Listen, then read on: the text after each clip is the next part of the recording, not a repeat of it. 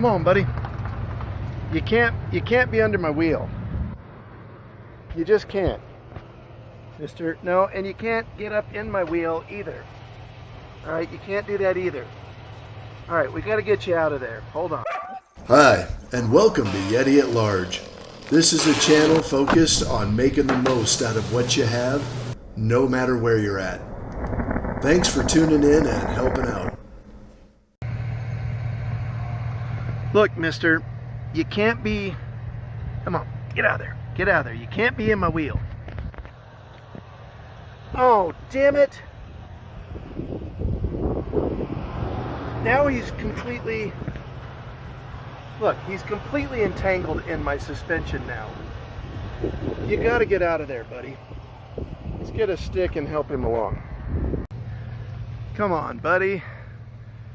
Can I... I have no... No, don't go up in the motor. Come on. These bull snakes or gopher snakes are fairly common, and they're an important part of our ecosystem. I was just trying to help the other snake off the road. Here's an example of a little one I found around the pile a year ago. My best guess is he found a hole in the fender well, and he curled up there until later that night when the engine got cold, and he left my truck. Hopefully he's doing well.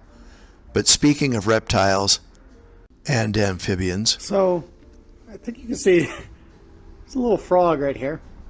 Happy little guy, he's moving around. My oldest and her husband collect food for their rabbits from a shelter that otherwise the food would go in a dumpster.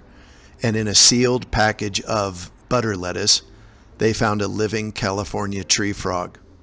Now, I'm not going to tell you who the grower was, and that's not the point of this. Food safety is the point of it. And actually, if it's advertised as organic lettuce, the evidence of a living animal in that should be some level of reassurance. But however, as more pressure comes on the supply chain and labor shortages for food processing, it means that you, the consumer, must be much more aware. Looking at the growing cycle of the lettuce and the life cycle of the frog, you can imagine how small that tadpole must have been to make his way through the watering system there. Once he was packaged with the lettuce, he was in the perfect habitat for that life cycle that he was in.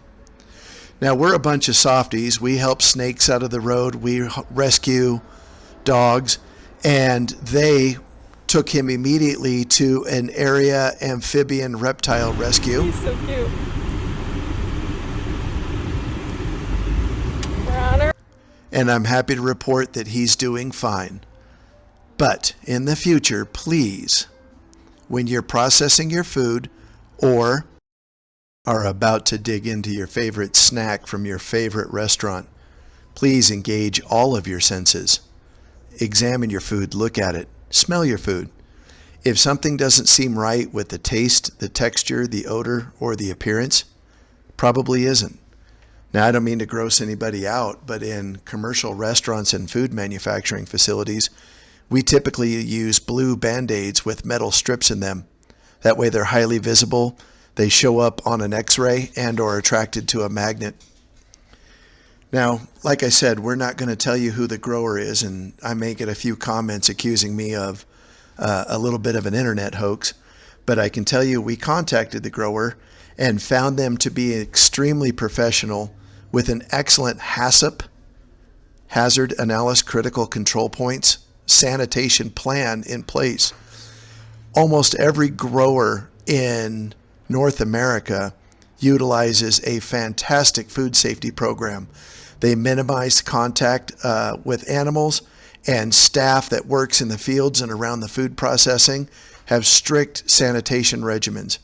This has reduced the levels of listeria, hepatitis, salmonella, Clostridium fringes, and all those other typical foodborne illnesses that used to really be an issue as large commercial farms grew in size.